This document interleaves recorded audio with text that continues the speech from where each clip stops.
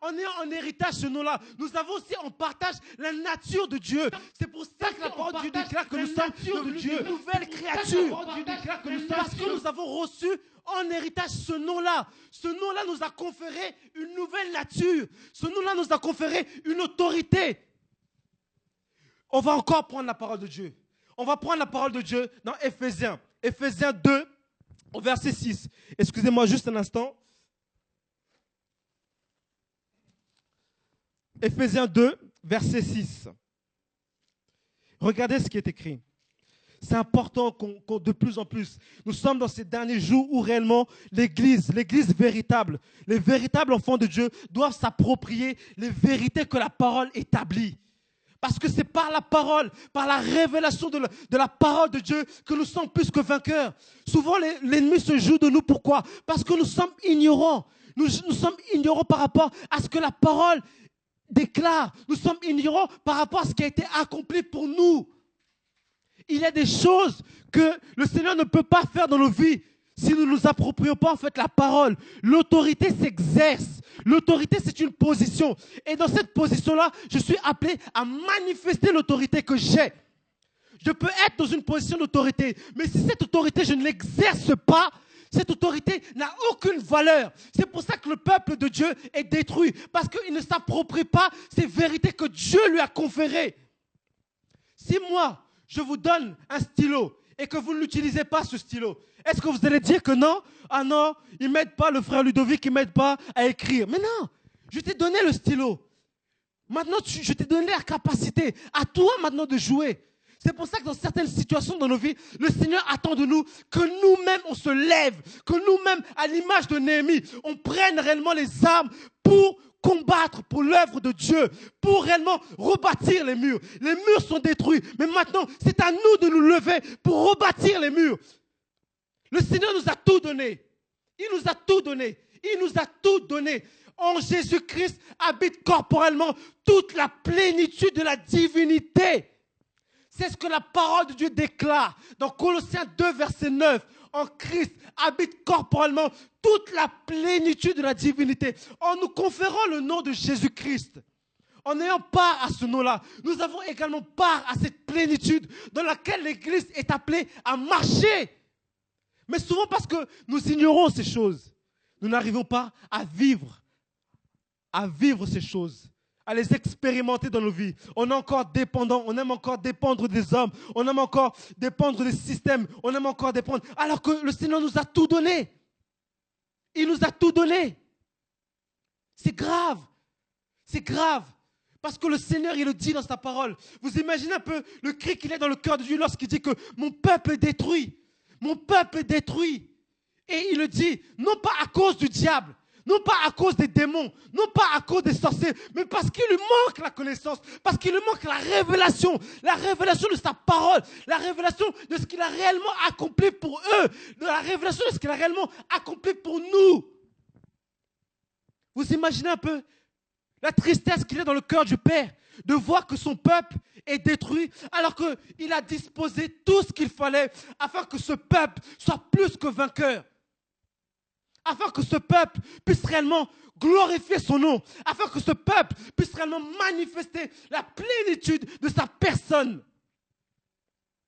Le passage que j'avais pris, c'était donc Éphésiens. Éphésiens 2, verset 6. Regardez ce qui est écrit dans la parole. Prenons le temps avec la parole de Dieu. Regardez, Éphésiens 2, verset 6. Regardez, on va lire plutôt à partir du verset 5 pour une bonne compréhension. Nous qui étions morts par nos offenses, Dieu nous a... Regardez, Éphésiens 2, verset 5. Nous qui étions morts par nos offenses, nous a rendus à la vivant. On va plutôt lire à partir du verset 4, parce que ça, on prend la phrase en fait en cours et c'est difficile à comprendre. Mais Dieu, verset 4, mais Dieu qui est riche en miséricorde, à cause du grand amour dont il nous a aimés, nous qui étions morts par nos offenses, nous a rendus vivants avec Christ. Je continue. C'est par la grâce que vous êtes sauvés. Verset 6. Ce verset-là, je voudrais vraiment mes frères et sœurs, mes bien-aimés, qu'on puisse méditer ce verset, qu'on puisse s'arrêter sur ce verset, qu'on puisse crier à Dieu afin de réellement nous approprier ce verset, comprendre la révélation qui est cachée derrière ces mots. Regardez ce qui est écrit. C'est par la grâce que vous êtes sauvés. Verset 6. Il nous a ressuscités ensemble et nous a fait asseoir ensemble dans les lieux célestes en Christ. Dieu nous a fait asseoir ensemble dans les lieux célestes en Christ. Enfant de Dieu, réalise, comprends que tu es assis dans les lieux célestes en Christ. Et la parole de Dieu nous déclara dans Apocalypse que Christ est assis à la droite de Dieu. La droite de Dieu symbolise l'autorité de Dieu, l'autorité qui est au-dessus de toute autorité.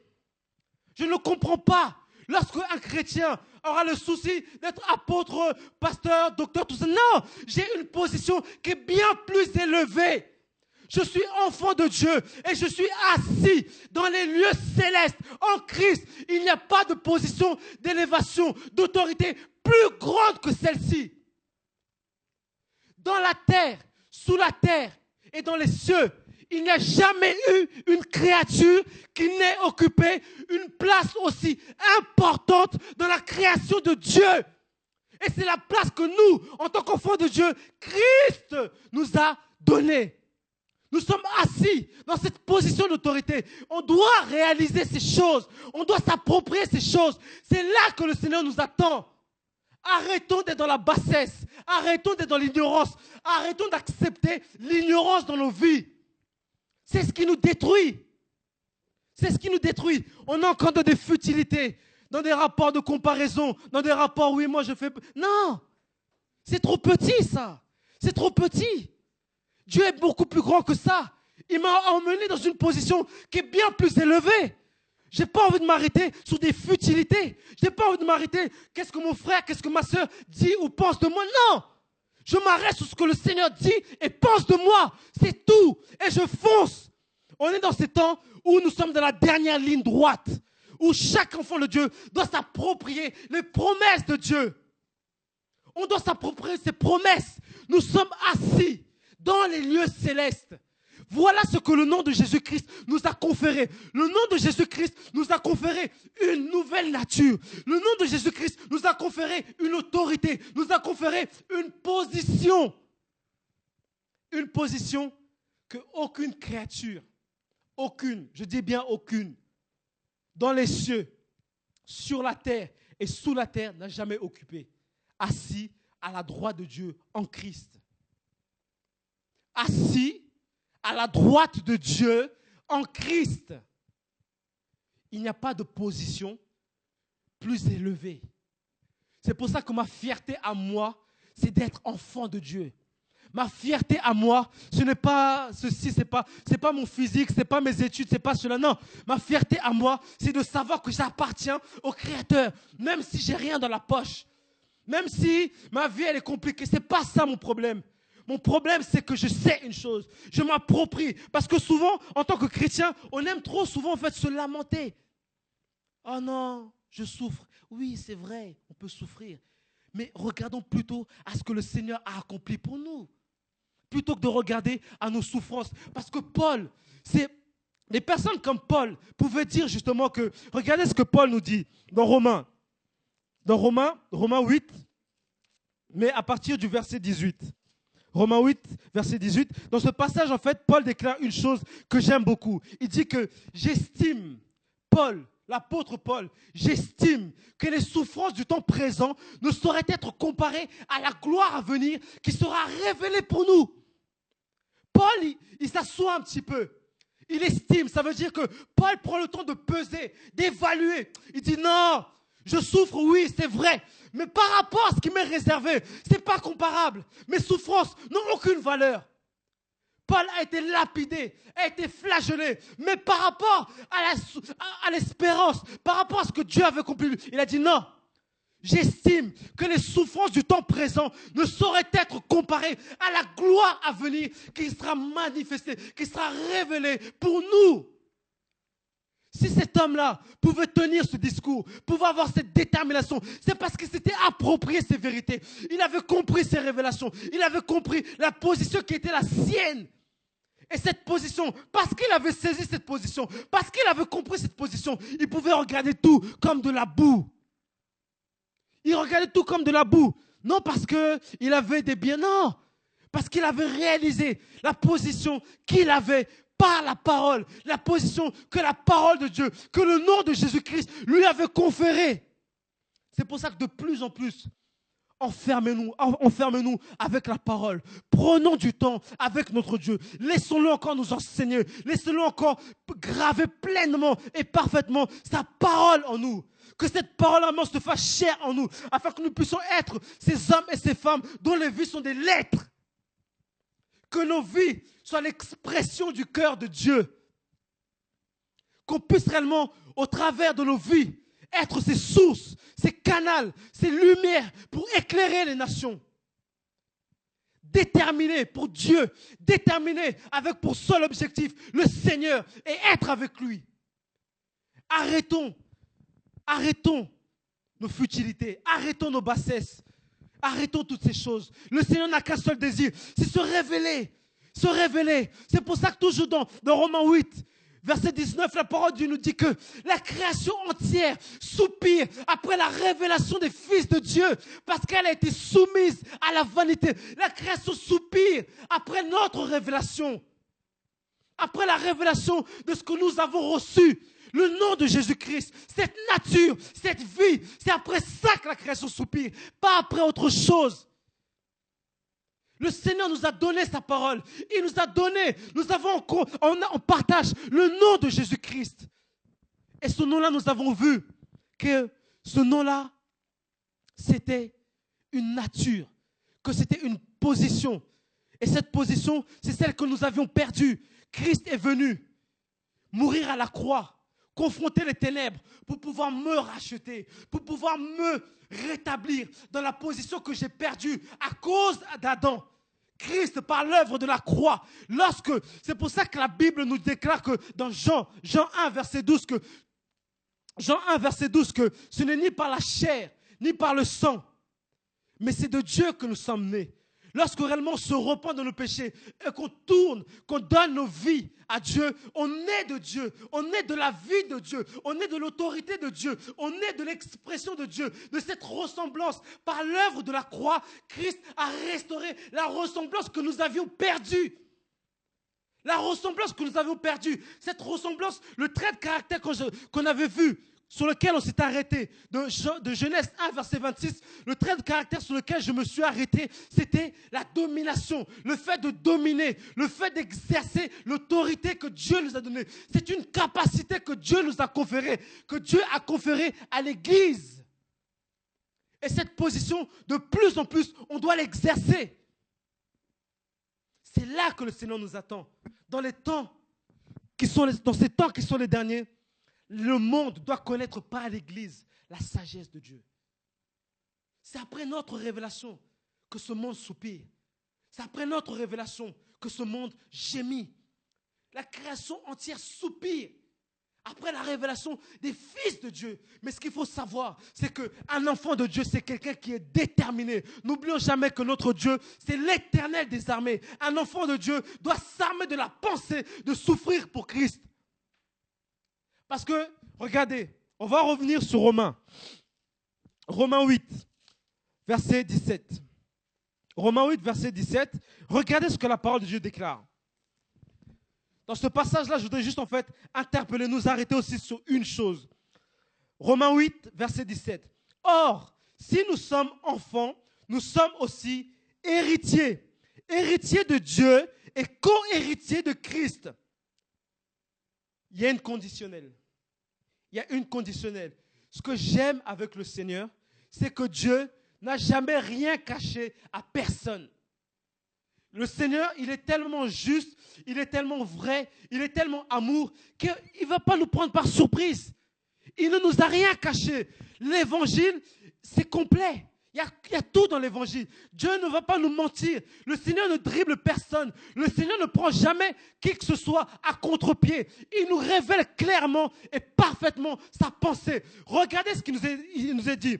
Si toutefois nous souffrons avec lui, si toutefois nous souffrons avec lui.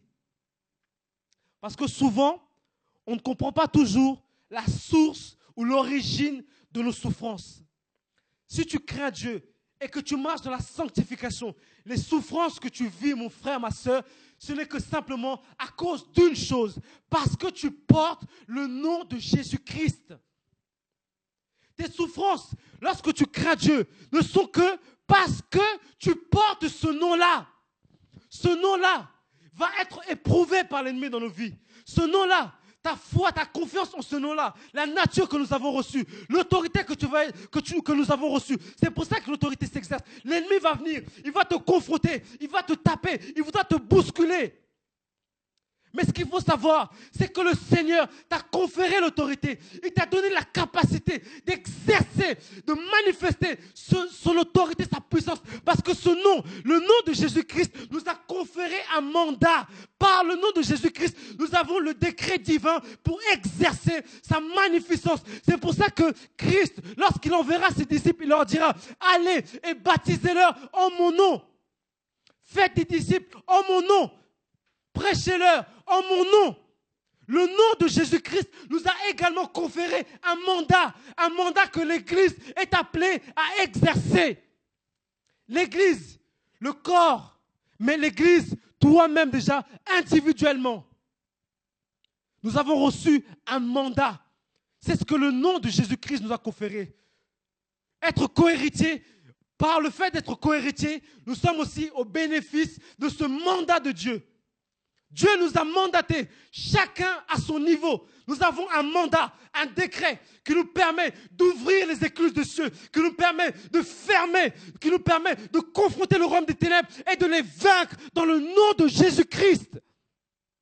C'est pour ça qu'en tant qu'enfants de Dieu, nous devons avoir cette révolte cette sainte révolte où je dis, Seigneur, non, il faut que je réalise ta parole. Il faut que je marche pleinement dans la révélation de ta parole.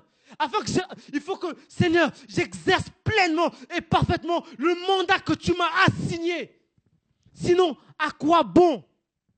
À quoi bon être sur la terre et puis, voilà, on est là. Non. Ce qu'il faut savoir, c'est que la parole de Dieu nous déclare dans 1 Timothée, tous ceux qui veulent vivre pieusement en Christ seront persécutés. Ce n'est pas moi qui le dis. Ce n'est pas moi, c'est la parole qui le dit. Ça veut dire quoi? Ça veut dire que si toi, en tant qu'enfant de Dieu, tu te dis que non, moi, je vive une vie chrétienne tranquille, ou voilà quoi, pas trop de secousses parce que les démons, les sorciers, tout ça, ça me fait un petit peu peur. Détrompe-toi. L'évangile nous a déjà annoncé la couleur. On ne peut pas se déroger à ces choses. On ne peut pas les fuir. On ne peut pas les esquiver. Pourquoi? Parce que le monde est sous la domination du malin. Maintenant, moi, en tant qu'enfant de Dieu, j'ai un mandat. J'ai un mandat que Dieu m'a conféré. Et ce mandat-là, je l'ai dans un pays étranger, dans un pays où je suis regardé comme un ennemi, où je suis hostile au chef de ce pays-là. Est-ce que vous pensez réellement que je vais être tranquille? C'est impossible. C'est pour ça que la parole de Dieu nous déclare, armez-vous de la pensée de souffrir pour Christ. Un enfant de Dieu, c'est quelqu'un qui est déterminé, c'est quelqu'un qui est armé, qui est prêt à braver toutes les circonstances, non par ses forces, non par sa capacité, mais par l'autorité, par le mandat, par la nature que Jésus-Christ nous a conféré, par l'œuvre de la croix. Armons-nous de la pensée de souffrir pour Christ. Arrêtons d'avoir cette attitude de victime. Non, arrêtons ça. Ça ne glorifie pas notre Dieu. Est-ce qu'on voit réellement le Seigneur être dans la joie lorsque, face à un démon, son enfant, son fils, sa fille fuit alors qu'il lui a tout donné? Il lui a donné l'autorité, il lui a donné le mandat, il lui a donné la nouvelle nature. Il lui a donné, il nous a conféré toutes ces choses. Est-ce que réellement vous pensez que le cœur du Seigneur est dans la joie lorsqu'en tant que son enfant, on est là en train de se lamenter, en train de murmurer, en train de se poser en victime? Oh Dieu, pourquoi ceci, pourquoi cela? Non! Lève-toi dans la foi. Ce qu'il faut savoir de toute façon, c'est que honnêtement, la parole déclare, qui, par ses soucis, peut rajouter une coudée à la durée de sa vie? La parole le déclare dans Matthieu 6, à partir du verset 33. Qui, par ses soucis, peut rajouter une coudée à la durée de sa vie? Personne. Ça veut dire que par le fait de te soucier, par le fait de te lamenter, par le fait de te poser en victime, par le fait de murmurer, tu ne fais pas l'œuvre de Dieu. Tu joues, tu es tombé dans le piège de l'ennemi. Parce qu'en te lamentant comme ça, en te posant en victime comme ça, tu réjouis l'ennemi. Parce que là, il prend la main mise sur ta vie. Mais le Seigneur ne veut pas. Parce que de toute façon, vous savez quoi? Tu peux pleurer matin, midi, soir. Ça ne fera pas évoluer les choses. Mais si tu prends la parole de Dieu, tu te lèves dans la foi, tu te lèves dans la prière, avec cette parole-là, c'est là que les choses bougent, c'est là que les écluses de Dieu s'ouvrent, parce que tu saisis la parole de Dieu et que tu te mets à exercer l'autorité que le Seigneur t'a conférée. Mais si tu es là en train de te lamenter, en train de te poser en victime, en train toujours de ressasser le passé, oh non, c'est trop facile. La parole de Dieu déclare dans une chose, dans Apocalypse 3, dehors les lâches. Dans le royaume des cieux, il n'y a pas la place pour les lâches. Ce n'est pas moi qui le dis. Et lorsque je parle, honnêtement, ce n'est pas par supériorité de langage ou que je sois arrivé, non. C'est réellement parce que j'ai le souci qu'on puisse réellement faire la joie de notre Père. Qu'on puisse réellement faire sa joie dans ce monde qui est complètement corrompu, pervers, où la perversité va de mal en pire. Que lorsque réellement le Seigneur arrête ses yeux sur ma vie, que le Seigneur puisse dire quand même, ah, il y a un homme, il y a une femme qui ne se lamente pas sur sa personne, mais qui réellement accepte de braver les circonstances, accepte de braver les difficultés, accepte de braver les montagnes qui peuvent se dresser devant lui. Et c'est là que notre Dieu est dans la joie. Là au moins, le cœur du Seigneur est dans la joie. Là, on réjouit son cœur de paix. Il voit que non, mon fils, ma fille a saisi ma parole. Mon fils, ma fille ne se pose plus en victime. Mais dans ce monde complètement pervu, je vois quand même quelqu'un qui fait la joie de mon cœur. On fera la joie du cœur du Seigneur lorsqu'on s'appropriera sa parole, lorsqu'on arrêtera de se poser en victime, lorsqu'on réalisera réellement qu'est-ce qui a été accompli pour nous. Parce que lorsqu'on se lamente, lorsqu'on se pose en victime, c'est comme si en fait, on disait, Dieu, tu es un incapable. Dieu, tu n'as rien accompli pour moi. Dieu, l'œuvre que tu as accomplie à la croix était une œuvre imparfaite. Lorsqu'on se lamente, c'est souvent l'attitude en fait. C'est ce qu'on dit au Seigneur. C'est un peu ce qui se passait avec le peuple d'Israël en Égypte. En Égypte, le peuple d'Israël, qu'est-ce qui se passait? Ils étaient là. Imaginez-vous un peu. Imaginez-vous, honnêtement, prenons le temps un peu de nous arrêter sur la parole de Dieu. Je n'ai pas les versets, je n'ai pas les passages qui me viennent, mais ce peuple, vous pourrez retrouver ça en fait dans Exode, normalement à partir de Exode verset 19. Lorsque le peuple sort justement d'Égypte, qu'est-ce qui se passe? Ce peuple, ils sortent, la mer, est-ce que vous imaginez un peu? La mer se sépare en deux, ils passent à sec. Déjà ils sortent d'Égypte sans qu'il y ait une goutte de sang qui ne soit versée. Souvent, avant, quand je lisais la parole de Dieu, dans les psaumes, dans Genèse, à chaque fois, vous remarquerez, même dans la vie des prophètes, à chaque fois, le Seigneur, il dit une chose qui, moi, personnellement, je ne comprenais pas quand je lisais ça. À chaque fois, c'est comme si le Seigneur se frappait le temps, se disait, mais je vous ai sorti d'Égypte. Je vous ai sorti d'Égypte. À bras levés, je vous ai délivré d'Égypte. À chaque fois, le Seigneur, il dit ça. À chaque fois. Mais une fois, j'ai posé la question au Seigneur. Mais Seigneur, pourquoi à chaque fois, tu répètes cette œuvre? À chaque fois, tu répètes ce que tu as accompli. Que tu les as sortis d'Égypte, que tu les as sortis d'Égypte. Et le Seigneur va me faire comprendre, en fait, c'est que il les a sortis d'Égypte sans qu'il y ait une goutte de sang qui ne soit versée. Il les a sortis d'Égypte sans qu'il y ait eu une bataille. Le peuple en Israël n'a pas combattu pour sa délivrance. C'est la main souveraine de Dieu qui a œuvré, qui les a affranchis. Ils n'ont pas combattu. C'est pour ça que Dieu dit, mais vous avez vu ma main. Ils étaient esclaves pendant 400 ans, du jour au lendemain, sans combattre, sans effusion de sang, si ce n'est celui de l'agneau. Sans effusion de sang, ce peuple est sorti. Non seulement ils sont sortis, mais ils ne sont pas sortis à vide. Ils ont dépouillé les Égyptiens. Ils les ont dépouillés. Et c'est pour ça que le Seigneur, entre guillemets, il se frappe le torse. Il disait à chaque fois, mais je vous ai sorti de là. Je vous ai sorti de là. Il le répète dans les psaumes, dans les proverbes. Il le répète dans la vie des prophètes à chaque fois. Cet événement, c'est comme si c'était un événement majeur. Le Seigneur dit, mais je vous ai sorti de là. Vous n'aviez rien fait. Mais ce peuple qui a été sorti, vous savez quoi? 3 jours plus tard, il traverse la mer Rouge. Il traverse la mer Rouge. Il chante.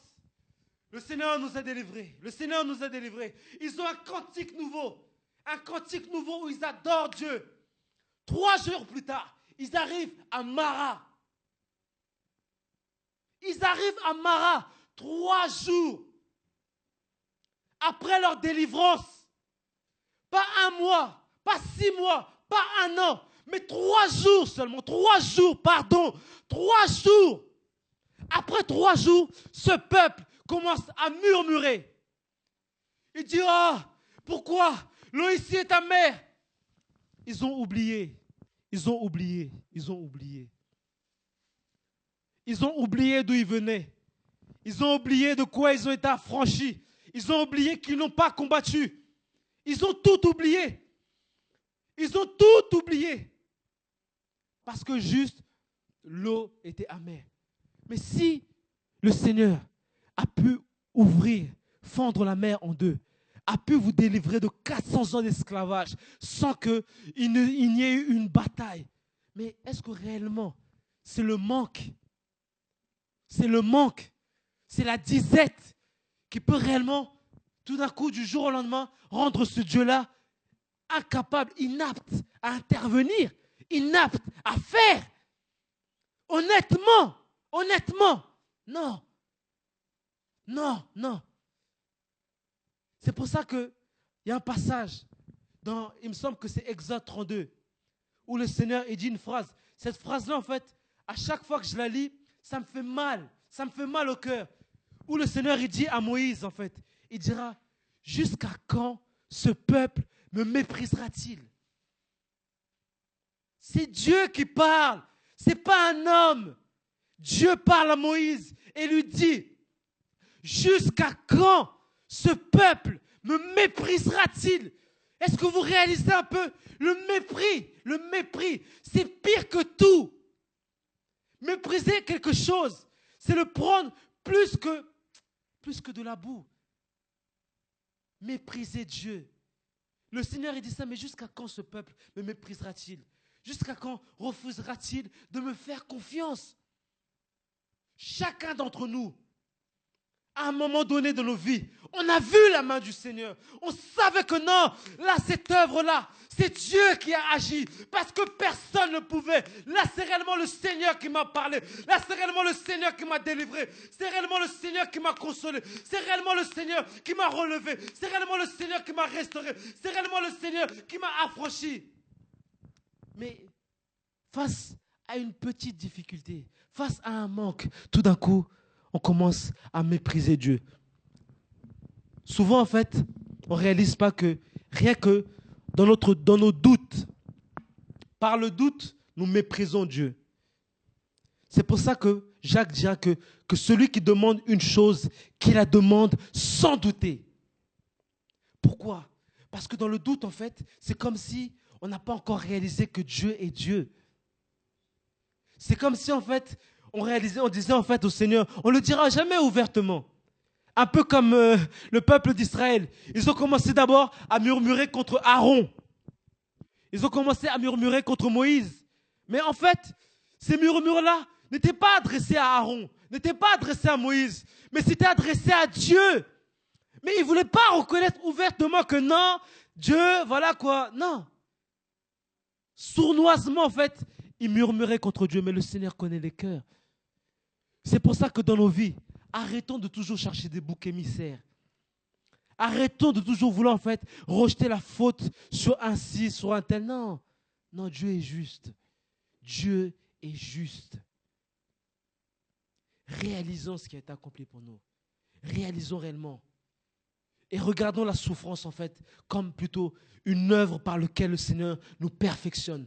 C'est pour ça que Pierre pourra nous dire, regardez comme un sujet de joie complète les diverses épreuves auxquelles vous pouvez être éprouvés, sachant que l'épreuve de votre foi, plus parfaite que... On va le prendre. On va d'abord prendre parce que ce passage-là, en fait, on le retrouve, mais exprimé différemment dans 1 Pierre et puis dans Jacques. On va prendre, en fait, le passage de 1 Pierre. 1 Pierre. 1 Pierre, regardez. Non, je pense que le passage de Jacques, il est beaucoup plus clair. Excusez-moi. On va plutôt prendre, en fait, Jacques 1.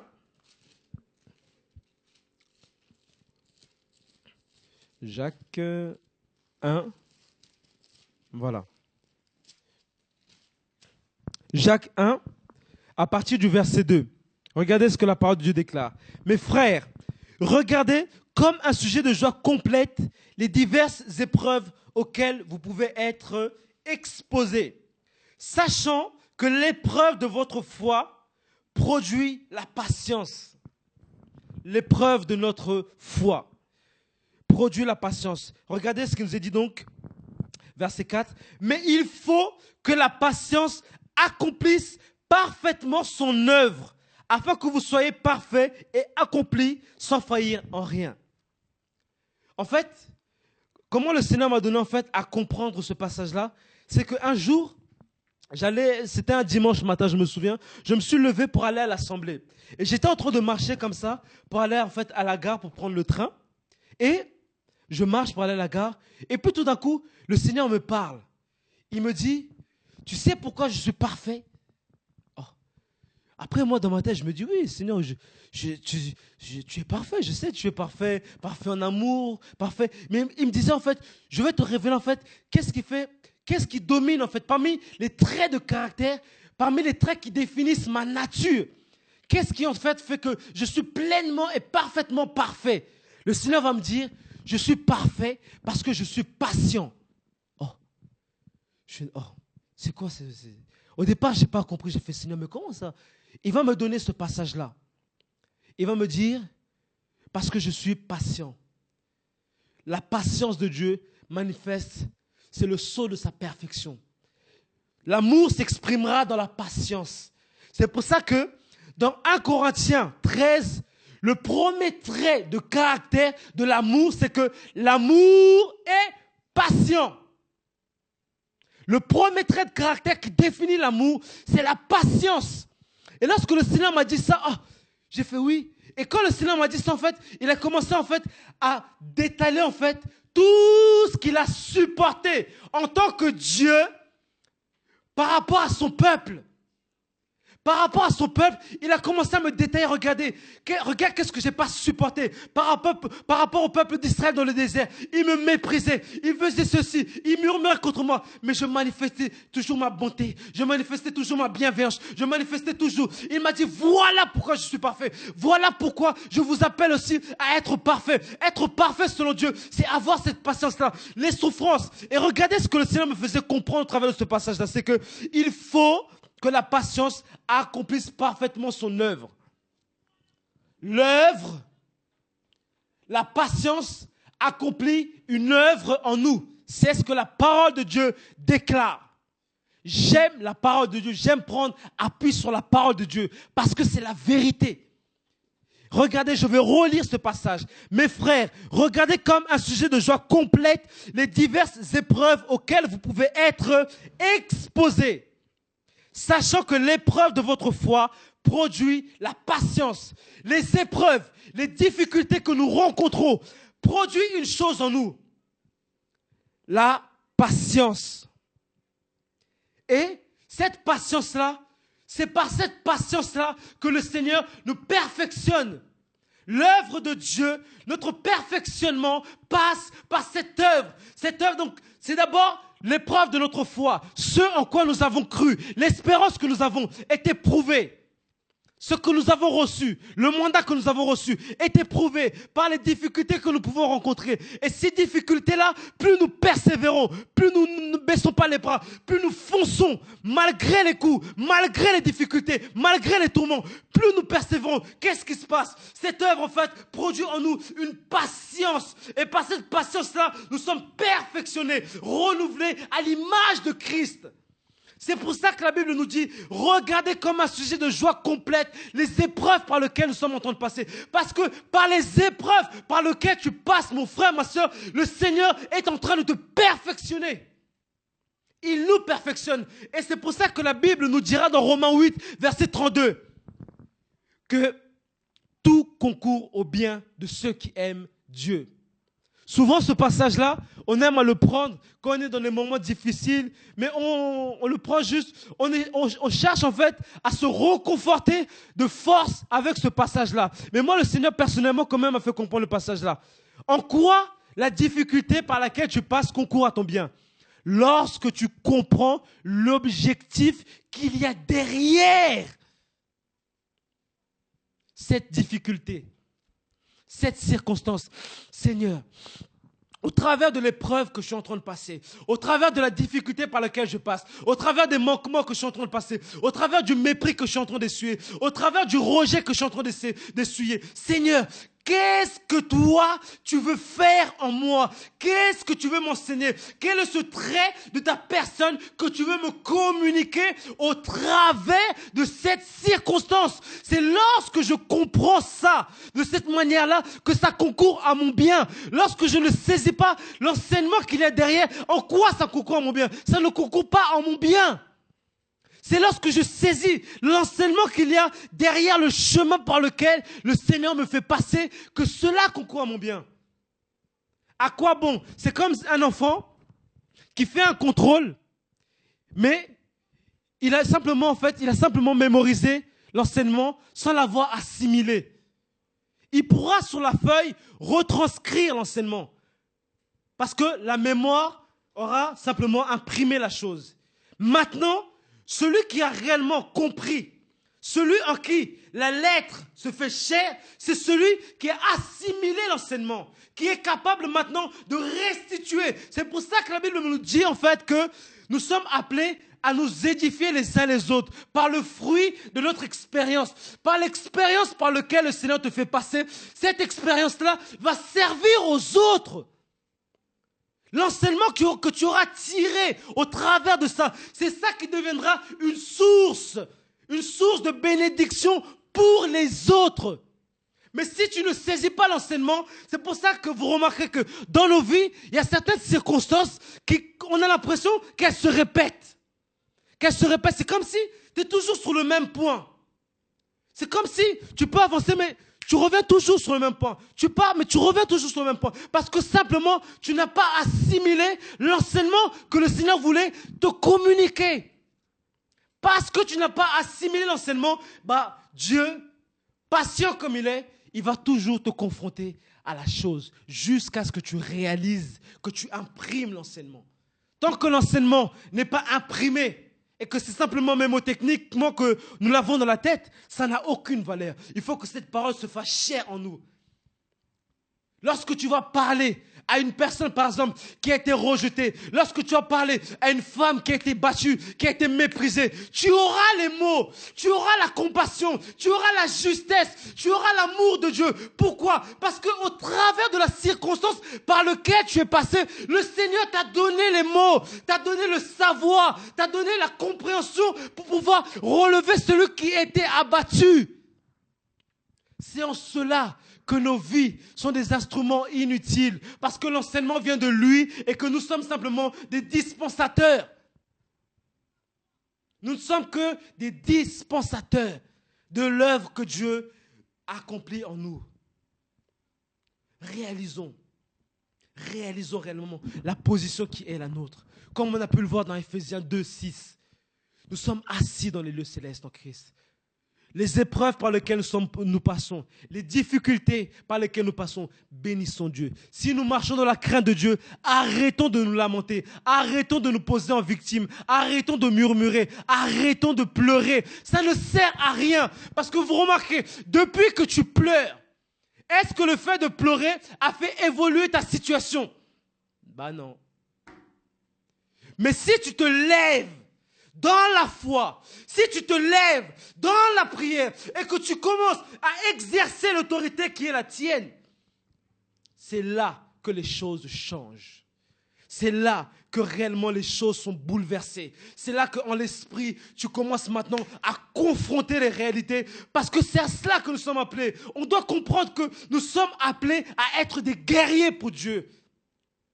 Des guerriers. Des guerriers, on doit avoir cette mentalité, on doit avoir ce mind-là, ce mind de guerrier. On dit que non, malgré la circonstance, je sais ce que je veux, je sais ce que je veux, et je ne veux pas baisser les bras, c'est Christ que je veux, donc j'accepte de payer le prix qui va avec, parce que tu m'as déjà dit que j'allais souffrir, ok, tu m'as dit que j'allais souffrir, mais tu m'as dit aussi une chose, c'est que j'ai la victoire par le nom de Jésus-Christ. C'est pour ça que la parole de Dieu nous déclare dans 1 Jean 5, verset 5, que tout ce qui est né de Dieu triomphe du monde. Et la victoire, notre victoire, c'est notre foi. Tout ce qui est né de Dieu triomphe du monde. Et notre victoire, c'est notre foi. Par la foi au nom de Jésus-Christ. La foi, c'est réaliser ce nom-là. C'est nous approprier les vérités qui sont dans ce nom-là.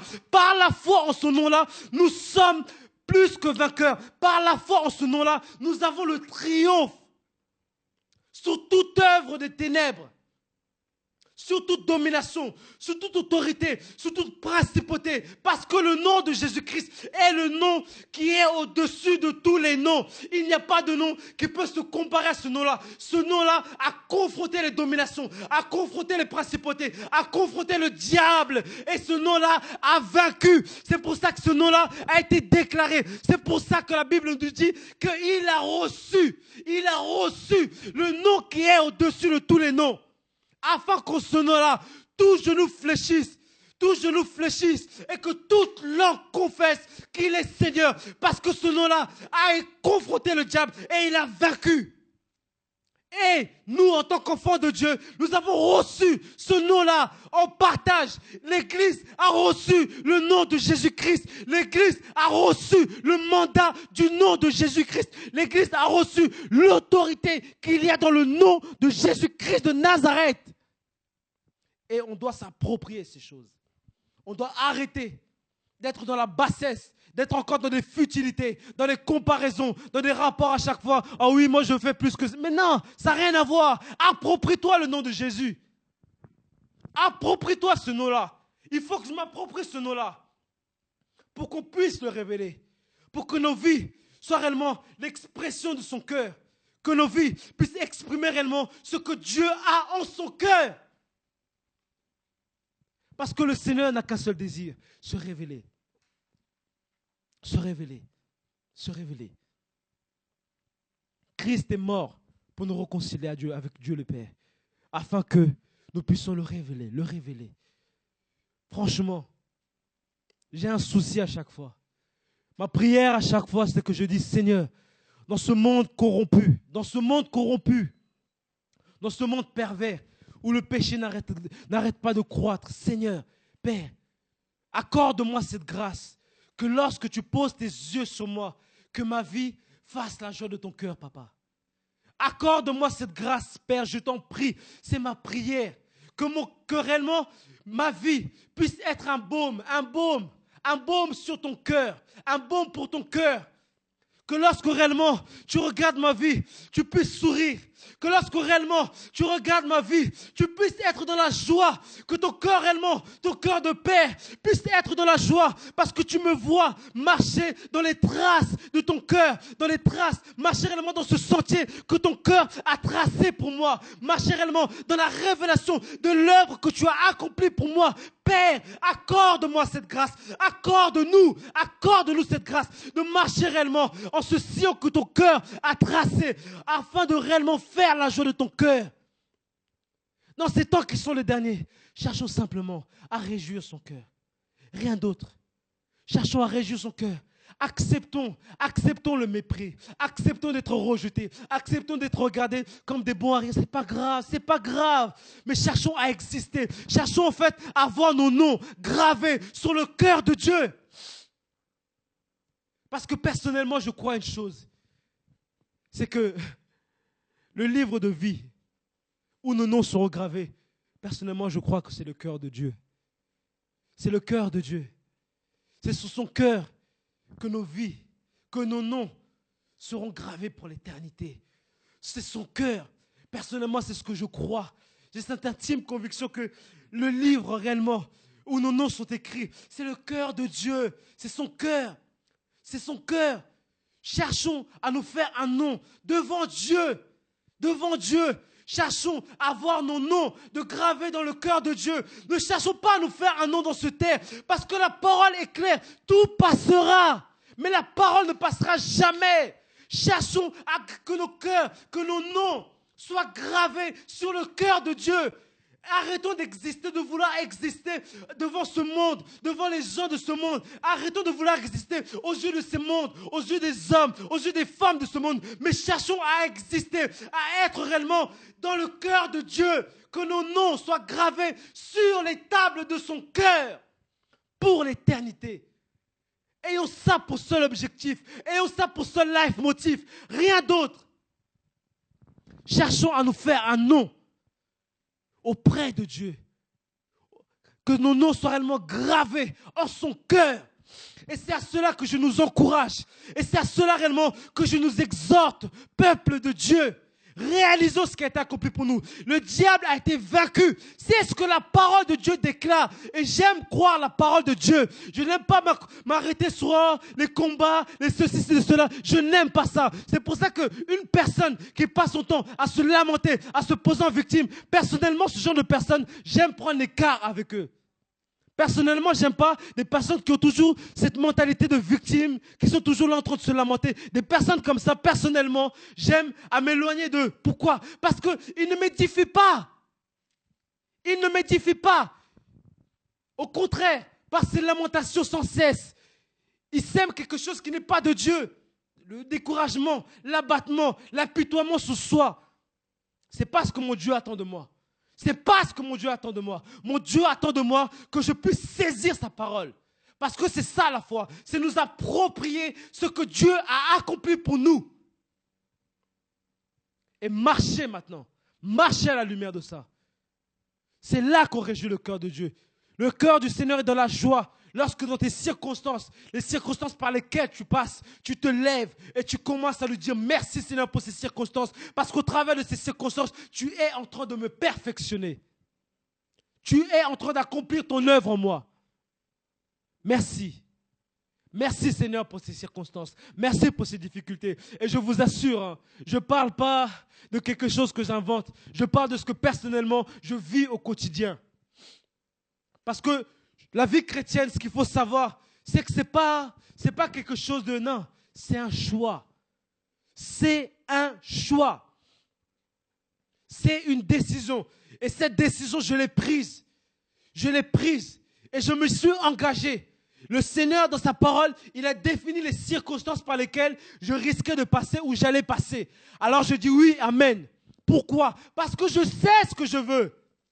Le Seigneur ne m'a pas caché. Il ne m'a pas dit que je n'allais pas souffrir. Il ne m'a pas dit que je n'allais pas essuyer des... Non, il a été clair. Il a été clair. Maintenant, je prends connaissance de ces choses-là. Maintenant, voilà. Je suis face à la réalité. Soit je signe, soit je ne signe pas. Personnellement, j'ai décidé de signer.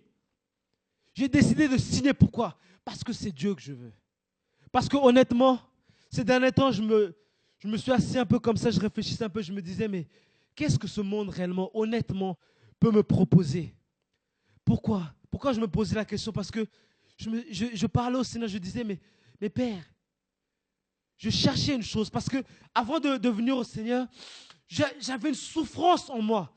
J'avais un vide en moi. J'avais une colère en moi que je n'arrivais même pas à comprendre. J'étais en colère contre tout. J'avais un vide en moi qui était tellement grand. Une souffrance en moi qui était tellement grande que je ne comprenais pas. Que je disais, mais non, qu'est-ce qu'il me faut? Qu'est-ce qu'il me faut? J'ai pu faire ci, j'ai pu faire ça. Mais rien n'a réussi à assouvir cette soif que j'avais. Rien n'a réussi à assouvir ce désir que mon cœur cherchait.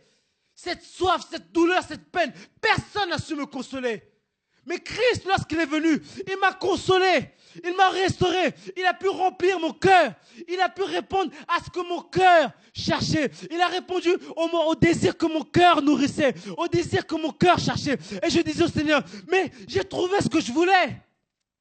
J'ai trouvé ce que je voulais. Ma raison de vivre, je l'ai trouvée. Et c'est en toi, Jésus. Qu'est-ce que ce monde encore peut me proposer? Je n'ai que toi. Et c'est pour toi que je veux vivre. Qu'est-ce que ce monde, honnêtement, peut encore nous proposer? Personnellement, en Christ, j'ai trouvé ce que mon cœur cherchait. Je l'ai trouvé. Il est ma paix. Il est ma consolation. Il est ma fortune. Il est l'amour de ma vie. Il est ma joie. Il est ma paix. Il est le soutien de mon cœur. Lorsque ça ne va pas, lorsque je ne comprends plus rien, lorsque les difficultés par lesquelles je passe sont au-dessus de moi, lorsque je me dis, mais Seigneur, je ne comprends plus rien, je suis fatigué, je suis abattu, mais j'ai une personne auprès de qui je peux m'appuyer. Il est ma consolation. J'ai pas d'autre consolation. J'ai pas d'autre consolation. Il est mon Dieu. Il est mon Père. J'ai personne d'autre. J'ai personne d'autre. J'ai personne d'autre en qui je peux m'appuyer comme lui. J'ai personne d'autre. Les hommes peuvent te trahir, te décevoir. Mais lui, en tout cas, ça fait bientôt 10 ans que je marche avec le Seigneur. Et à chaque fois, il m'a montré à quel point il était fidèle. Rejeté par ta propre famille. Rejeté par ta propre famille. Mais j'ai un ami fidèle. J'ai une personne qui me soutient. Incompris. Mais j'ai une personne qui me comprend. Méprisé. Mais j'ai une personne aux yeux de qui j'ai de la valeur. Rejeté. Mais j'ai une personne qui est là. Qui a dit dans sa parole qu'il ne m'abandonnera jamais. Il ne me délaissera jamais. C'est mon Dieu. C'est mon Jésus. Lorsque je suis seul, c'est lui qui est là. Il est là. Lorsque parfois, je n'ai même plus la force de prier. Je n'ai plus la force de prier. Je n'ai même pas la force de méditer la parole. C'est lui qui vient. Il me relève. Dans la nuit comme ça, tu es fatigué, tu n'arrives même plus à prier. Tu es tellement oppressé, tu es tellement abattu. Tu es là, mes pères. Et ce que j'aime avec ce Dieu-là, c'est que rien qu'un soupir, tu es là, abattu. Parce que ces derniers temps, je suis passé par des moments difficiles. Et dernièrement, je disais encore au Seigneur hier, et ce matin encore, merci pour la victoire que tu m'as donnée. Le Seigneur m'a donné une victoire terrible. Hier, il m'a donné une victoire terrible. L'ennemi voulait m'abattre. L'ennemi voulait m'avoir. L'ennemi faisait tout pour que je chute. L'ennemi faisait tout pour que j'abandonne, pour que je craque. L'ennemi voulait l'ennemi, ça fait plusieurs semaines qu'il voulait me tuer en fait. Il voulait que j'ai un accident.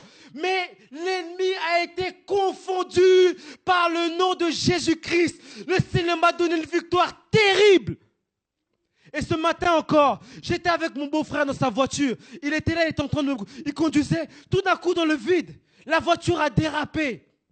Boum, on a percuté sur le côté. Carrément, la direction de la voiture, elle ne fonctionne plus. Le volant, il était carrément de travers. Et j'étais là dans la voiture. J'ai fait, merci Seigneur. Parce que ça faisait déjà depuis 2 semaines, l'ennemi voulait m'abattre. Mais il a échoué. Parce que le Seigneur, en me donnant le nom de Jésus-Christ, en me donnant le nom de Jésus-Christ, en me faisant co-héritier du nom de Jésus-Christ, le Seigneur a engagé son nom dans ma vie. Le Seigneur a engagé son nom dans nos vies. Si tu es enfant de Dieu, sache que le nom que tu portes, c'est le nom de Jésus-Christ. Et le Seigneur a engagé ce nom-là dans nos vies. C'est pour ça que nous sommes plus que vainqueurs. Le Seigneur a engagé ce nom dans nos vies. C'est pour ça qu'il déclare dans sa parole que Paul pourra dire dans Ephésiens 1, verset 6, « Je suis persuadé que celui qui a commencé en vous cette bonne œuvre la rendra parfaite pour le jour de Christ. » Philippiens 1, verset 6. Le Seigneur, au travers de Paul, il déclare cette parole. Pourquoi le Seigneur va mener à la perfection cette œuvre? Il va mener à la perfection cette œuvre parce que le Seigneur s'est engagé. Dans nos vies, Dieu s'est engagé. Il s'est engagé devant le diable, devant les dominations, devant les autorités, devant les principautés. Il a engagé le nom de Jésus-Christ dans nos vies. Et comme Dieu a engagé ce nom, le Seigneur ne laissera jamais. Le Seigneur ne laissera jamais, jamais, jamais, parce que sa parole déclare qu'il est Dieu. Il ne laissera jamais que son nom soit en échec. Jamais. Le nom du Seigneur est engagé dans nos vies. Prenons courage. Approprions-nous encore ce nom-là. Le Seigneur a engagé son nom dans nos vies. Donc le Seigneur ne va pas nous laisser tomber. Le Seigneur, malgré nos difficultés, même si tu es tombé hier, relève-toi, repens-toi et saisis le nom de Jésus-Christ. À cause de ce nom-là, le Seigneur s'est engagé dans ta vie à mener à la perfection cette œuvre qu'il a commencée dans nos vies. Prenons courage. Ne nous laissons plus abattre par l'ennemi. Prenons courage. Levons-nous dans la prière. Levons-nous encore dans la révélation, de la méditation de la parole. Approprions-nous encore la vérité de la parole de Dieu. Parce que c'est là que le Seigneur nous attend. Le Seigneur nous attend à ce qu'on se lève pour lui. Qu'on soit ces guerriers, ces guerrières qui ne baissent pas les bras.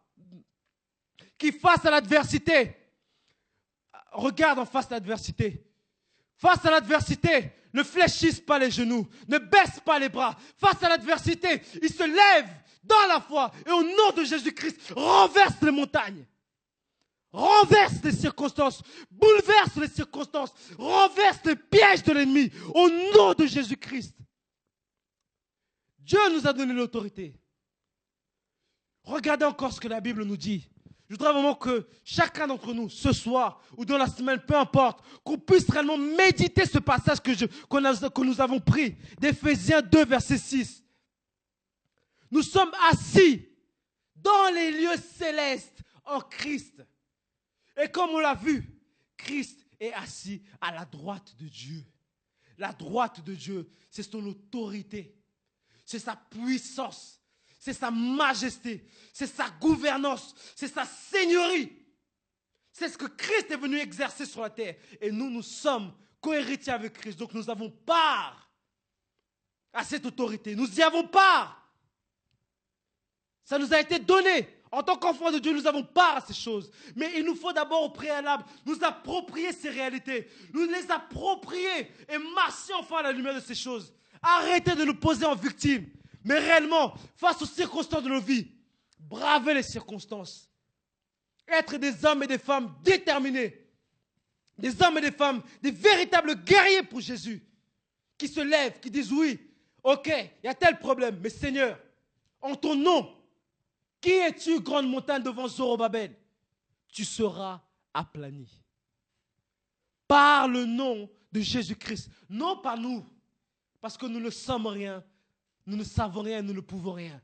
Mais par ce nom que nous avons reçu en héritage, en co-héritage avec Christ Jésus. C'est par ce nom-là que nous exerçons l'autorité de Dieu. C'est par ce nom-là que nous manifestons son règne.